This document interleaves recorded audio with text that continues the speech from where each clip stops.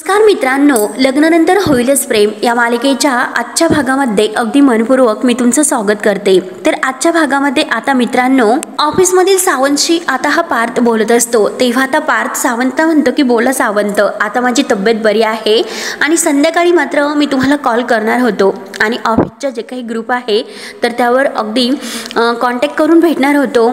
तेव्हा आता मी अगदी ठणठणीत आहे, माझा आराम सुद्धा अगदी छान झालेला आहे। तर आणि तेवढ्यात मात्र आता सावंत म्हणतात की पार्टी, ऑफिसमध्ये एक पार्टी ठेवलेली आहे। तर आता पार्थ विचारतो की कसली पार्टी, आणि तेव्हा पार्थच्या लक्षात येते। पार्थ लगेच म्हणतो की अरे अरे मी तर विसरलो होतो की कारण संध्याकाळी आपल्या ऑफिसची पार्टी आहे। तर आणि यस यस आहे, आणि तेव्हा आणि अच्छा म्हणजे आपल्या बायकांना सुद्धा पार्टीला घेऊन यायचे का, आणि हो मी सुद्धा माझ्या बायकांना, आणि परत म्हणतो की सॉरी मी माझ्या बायकोला घेऊन येतो, आणि एकच आहे ना मला बायको, तिला घेऊनच येतो। यस यस, आता बायकोला घेऊन जायचं म्हटल्यानंतर पार्थला तर खूप आनंद होतो, तो खूप खुश होत आता म्हणतो नक्की येतो आणि संध्याकाळी आपण नक्की भेटूयात। त्यानंतर आता फोन ठेवल्यानंतर आता पार्थला इतका आनंद होतो कारण बऱ्याच दिवसानंतर आता तो बाहेर पडणार असतो आणि ते पण आता काव्यासोबत तो बाहेर जाणार असतो, ते पण पार्टीला, म्हणून त्याला आनंद होतो। परत तो विचार करतो की काव्य येतील का, परत स्वतःला म्हणतो की काय यायचे नाही त्या, आणि आजकाल मात्र त्या मांजरीचा मूड तर चांगलाच असतो। आणि तेवढ्यात काव्य ही जोरात देशमुख असे म्हणून ओरडतच येते। पार्थ मात्र आता घाबरतो। त्यावर आता लगेच पार्थ तिच्याकडे येतो, काव्याला म्हणतो की काय झालं, तुम्ही इतक्या जोराने का ओरडतात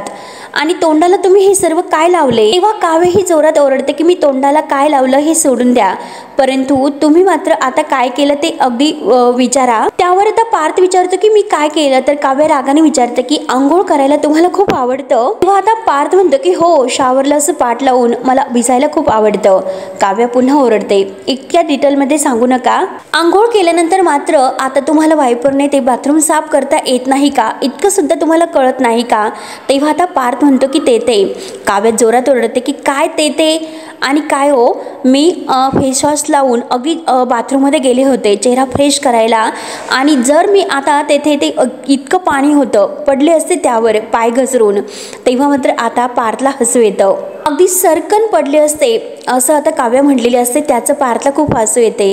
पार्थ विचारतो की कसे, तर आता काव्य म्हणते की सरकन, आणि पार्थला आणखीनच हसू येते। तर काव्य म्हणते की आता काय तुम्हाला मस्करी सुचते का, मी तुम्हाला हे सांगते की मी आतमध्ये पडले असते परंतु त्याचं तुम्हाला काहीच नाही, आणि पार्थ देशमुख तुम्हाला माहिती आहे का ते सर्व किती महागात पडले असते, आणि हे बघा देशमुख तुम्ही काही बोलू नका, आता मात्र तुमची बाथरूम मधील एंट्री आहे तर ती मी बंद करणार आहे, तर आणि तुमच्या त्या लाडक्या शॉवरला मात्र मी पत्रा लावून टाकणार आहे। तर पार्थ म्हणतो की मग मी आंघोळ कुठे करायची, काव्य ही जोरात ओरडते की चौकात करा।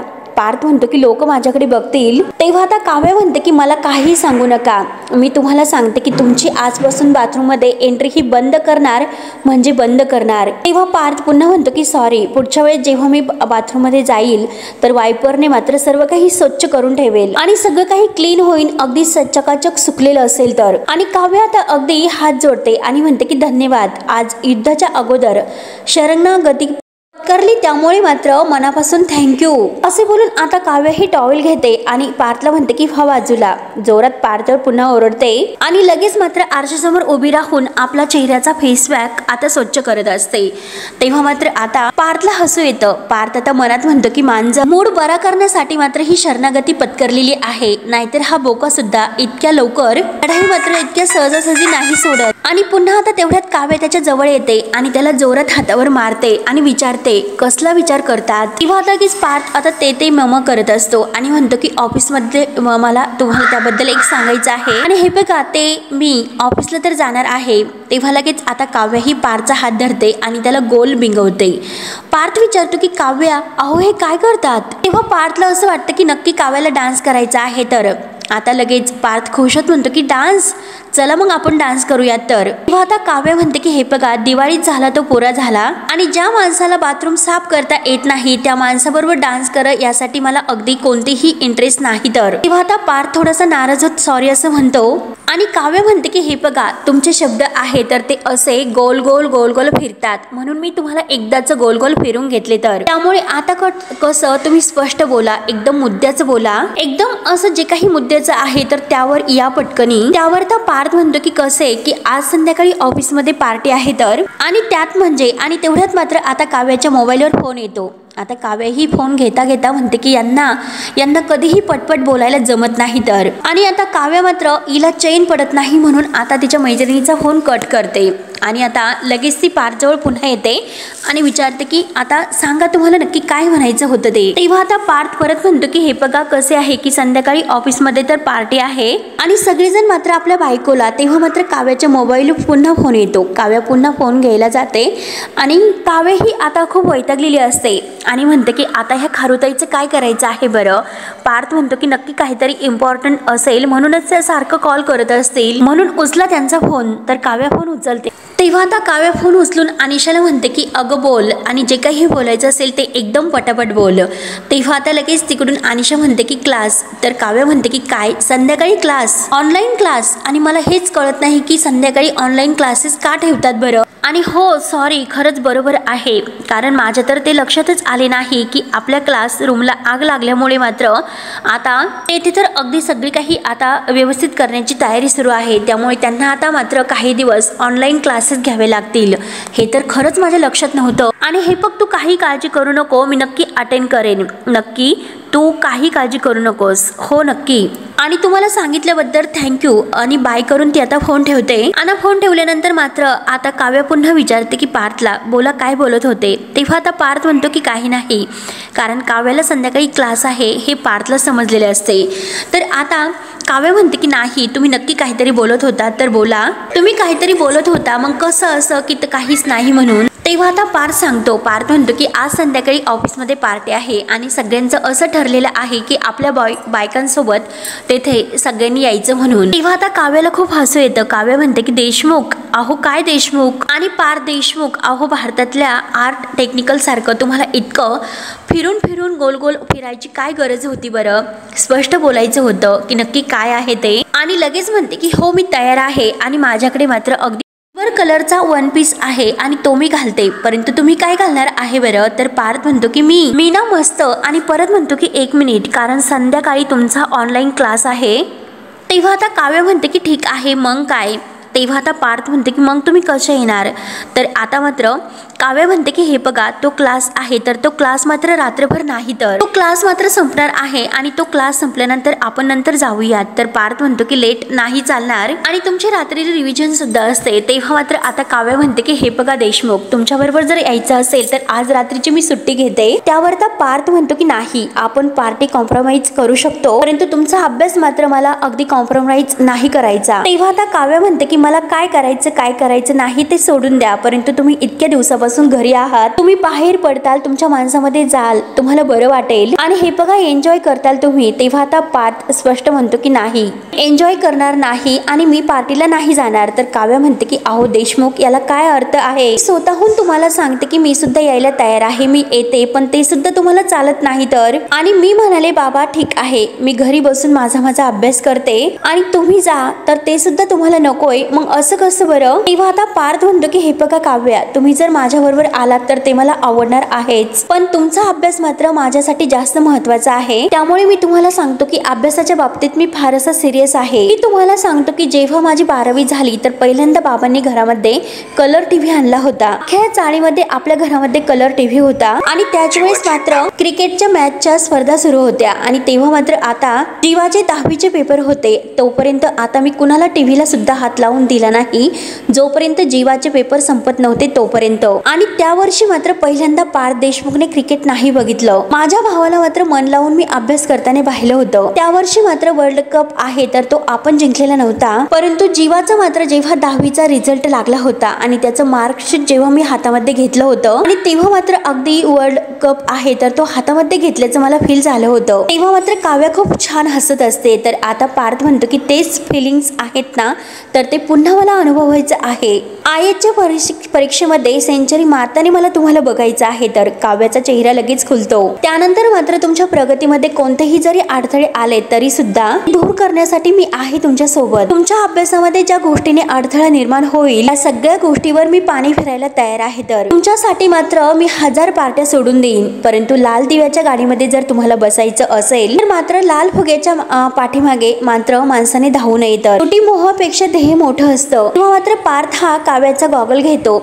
आणि गॉगल घेऊन मात्र तिच्या डोळ्यामध्ये तेव्हा मात्र आता काव्य खूपच खुश होते आणि आपल्या डोळ्याचा गॉगल पार्थने लावलेला आहे तर तो व्यवस्थित करते, एकदम अशी IAS बनलेली आहे असे दाखवते। त्यानंतर मात्र पार्थ तिच्या हातामध्ये आता ते जे काही पुस्तक आहे IASच्या अभ्यासाचं तर ते पुस्तक देतो। तेव्हा आता काव्य खूप खुश होते आणि काव्य ही पार्थकडे बघत असते। पार्थ आता लगेच तेथून तिच्याकडे बघत पुढे जातो। काव्य सुद्धा आता पार्थचं स्वप्न पूर्ण करण्याचं ठरवते। त्यानंतर आता इकडे हा जीवा मात्र आपल्या रूममध्ये वर्कआउट करत असतो। जड जे काही आहे ती वस्तू उचलून मात्र तो आता वर्कआउट करत असतो।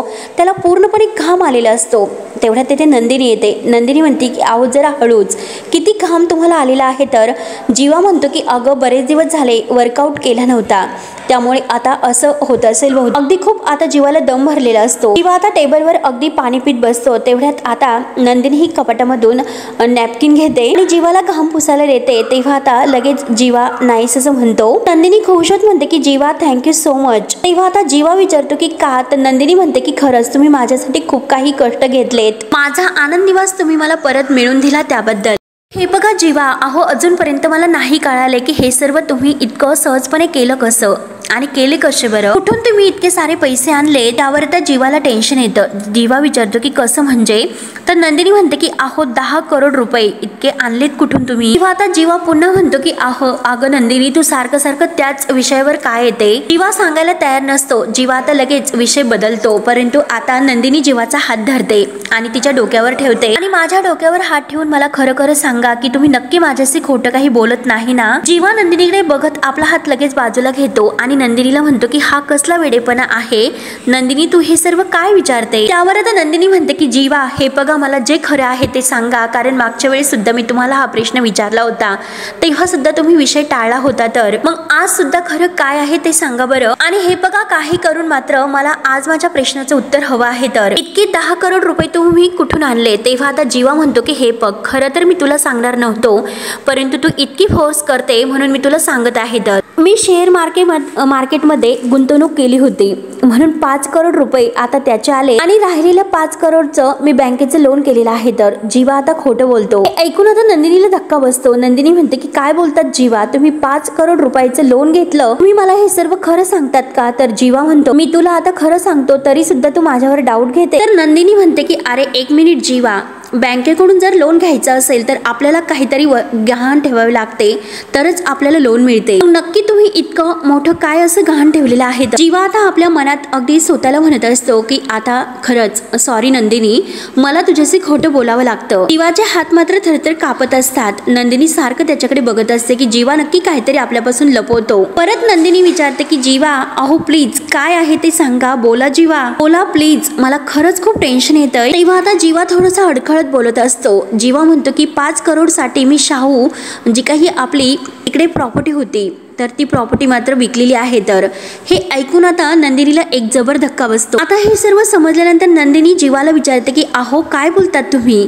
आता मात्र हे सर्व जे काही आहे तुम्ही केलेले, तर जे घरात कळल्यानंतर काय होईल? तेव्हा मात्र आता जीवा म्हणतो की काही होणार नाही, कारण लोन हे मी 20 वर्षांसाठी केलेलं आहे। तर पुढचे 10 वर्ष मी भरपूर मेहनत करेन आणि ते लोन मी फेडून टाकेल आणि आपले जे काही कोल्हापूरला प्रॉपर्टी आहे तर ते प्रॉपर्टीचे पेपर्स मात्र मी परत मिळवेल। त्यावर आता हे सर्व ऐकून नंदिनी म्हणते की फक्त तुम्ही नाही तर आपण दोघेही मिळून आता हे लोन फेडण्याचा प्रयत्न करायचा, त्यासाठी खूप मेहनत करायची आणि त्यातील अगदी अर्धे पैसे आहे तर मी तुम्हाला देईल ते। त्यावर आता जीवा म्हणतो की नाही, अजिबात नाही। तर नंदिनी स्पष्ट म्हणते की हे बघा, आता मात्र यापुढे मी याबाबतीत तुमचं काही ऐकून घेणार नाही, अर्धे पैसे मी देणार म्हणजे देणारच, जे मी तुम्हाला सांगते ते फायनल असेल। तर जीवा म्हणतो की बरं ठीक आहे नंदिनी, मग आता तरी तुझा आत्मा शांत झाला का? तुला बरं वाटलं का?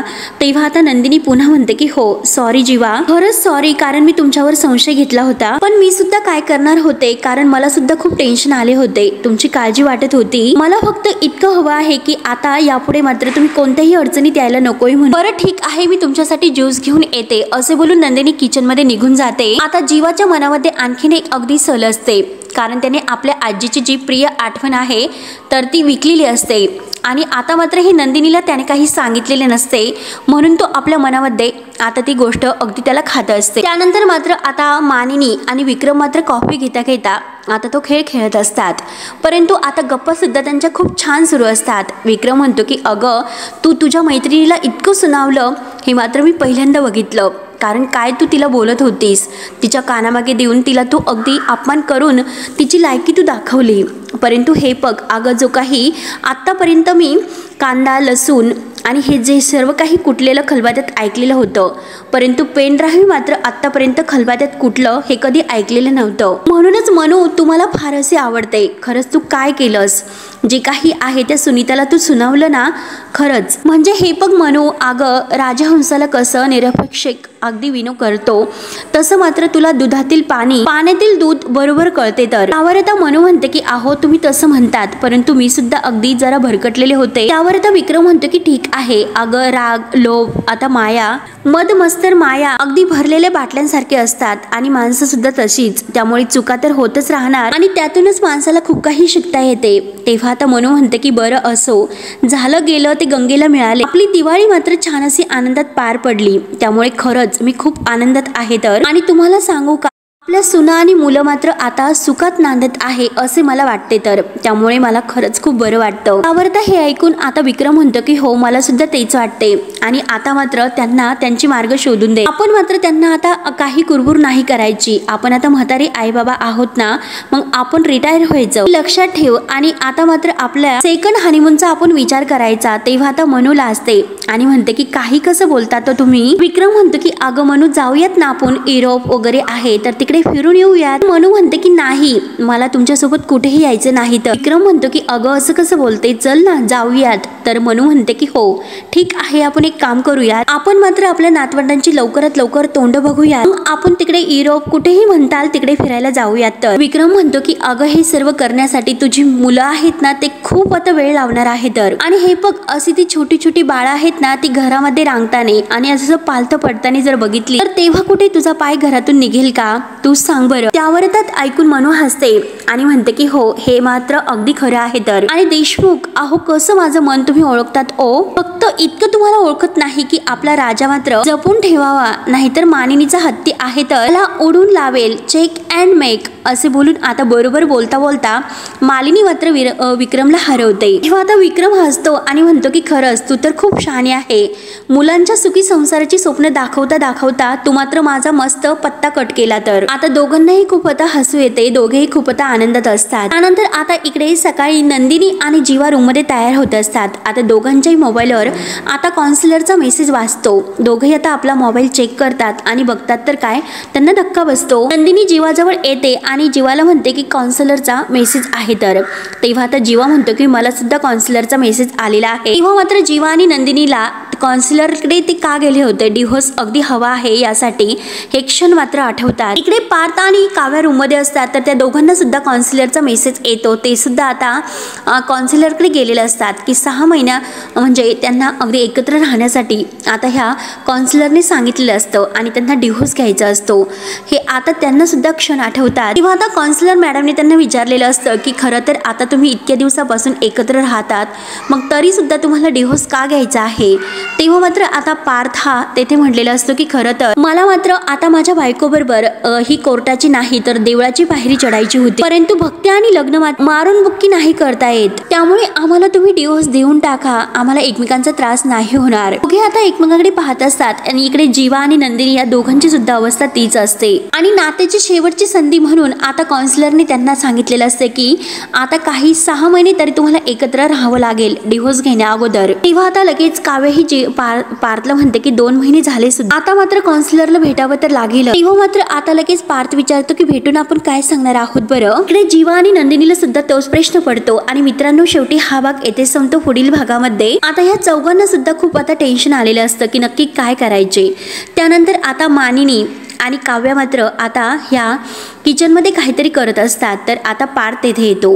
पार्थने काव्याला सांगितलेलं असतं की काही झालं तरी आता अभ्यास करायचा, वेळ वाया घालवायचा नाही म्हणून तो आता काव्य ही काम करत असताना म्हणतो की तुम्ही काय करतात, तुम्हाला आता अभ्यासाची खूप गरज आहे तरी सुद्धा वेळ वाया का घालवतात. तेव्हा मात्र आता मानिनी म्हणते की अरे तिने लेक्चर अटेंड केलेला आहे, तिला ब्रेकची गरज आहे. त्यावर आता पार्थ म्हणतो की ब्रेक हा फक्त 5 मिनिटाचा असतो आणि हे सर्व करण्यासाठी खूप वेळ वाया जाईल. तेव्हा आता काव्य ही पार्थकडे पाहत असते. त्यानंतर आता जीवा हा एक साडी नंदिनीच्या हातात देतो आणि म्हणतो की फायनली साडी ही सिलेक्ट झाली. तर जर साड्यांच्या दुकानामध्ये मी सेल्समॅन म्हणून जॉबला लागला असतो, एक सेल्समॅन म्हणून, एका दिवसात मात्र मी अख्खं दुकान रिकामं करून टाकलं असतं. तेव्हा आता नंदिनी म्हणते की जीवा काय बोलतात तुम्ही आणि काय किती बोलतात, हे सर्व बोलताना दम नाही लागत का तुम्हाला. तेव्हा लगेच आता जीवा वर बघतो आणि देवाला म्हणतो की ए देवा, एकदाची काय ही ह्या जीवाची बडबड आहे तर ती बंद कर. तेव्हा आता नंदिनी लगेच आता जीवाच्या तोंडाला हात लावते आणि असं बोलायचं नाही असं खुणावते. तेव्हा मात्र जीवा नंदिनीकडे पाहत असतो. तर मित्रांनो, पुढे काय होईल हे बघण्यासाठी मात्र आपल्या चॅनलला नक्की तुम्ही सबस्क्राईब करत राहा. धन्यवाद.